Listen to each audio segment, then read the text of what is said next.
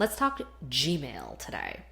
Have you ever wondered what actually happens when an email is sent to your Gmail address? Does it go to your inbox? Where's spam? Where's trash? Where are the automated filters? Well, if yes, then in today's video, I'm going to walk you through the 5 main places that an email goes when it is sent to your Gmail address. Okay, so the first place is going to be your inbox. This is like your main front porch, we'll say, okay?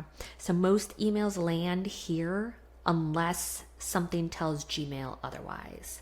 And don't forget, of course, your inbox may have tabs. So primary, promotion, social, there are a few others.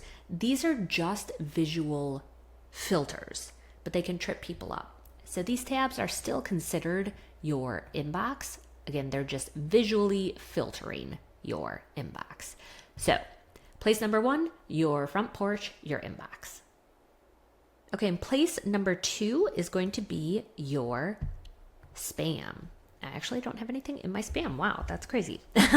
So if Gmail thinks there's an email that's shady, irrelevant, just kind of annoying, it'll send it here. And spam, as it clearly states up top here, it only stays in your spam for 30 days and then it will be automatically deleted. So I do have a habit of checking my spam on occasion because sometimes I do, there are legitimate emails that kind of slip through. Oftentimes newsletters I've signed up for that I actually want in my inbox will go here.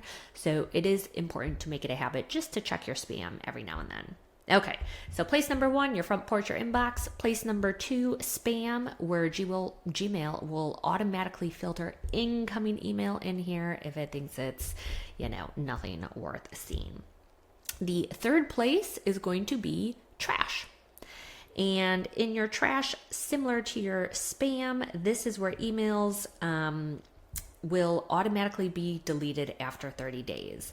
An email ends up in trash if you delete something, okay? And then you're just gonna go over here and you will find it is in your trash. So this is helpful to know. A lot of my clients get confused about trash versus archive.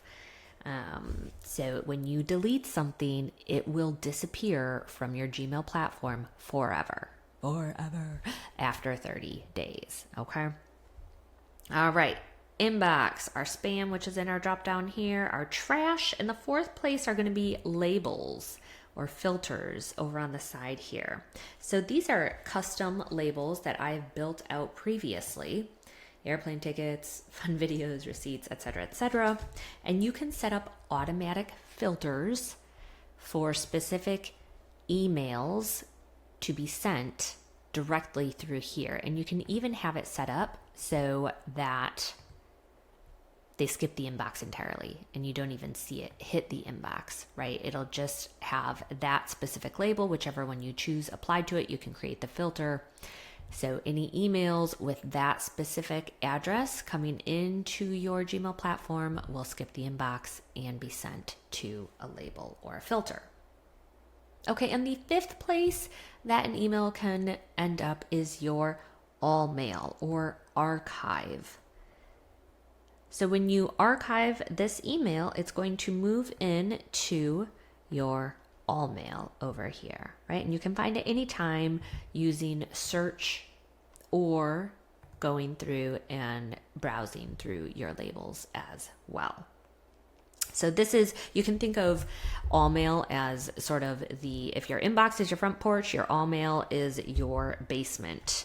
It holds everything that's not actively on display, okay?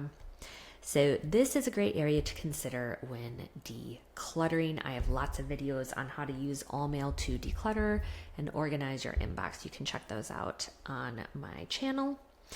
I hope this cleared up any confusion you have about where emails go aside from your inbox. And in my next video, I will actually be discussing in more detail about how all mail, works in Gmail. So it'll be another video about that. A lot of my clients just really find it helpful to discuss all mail.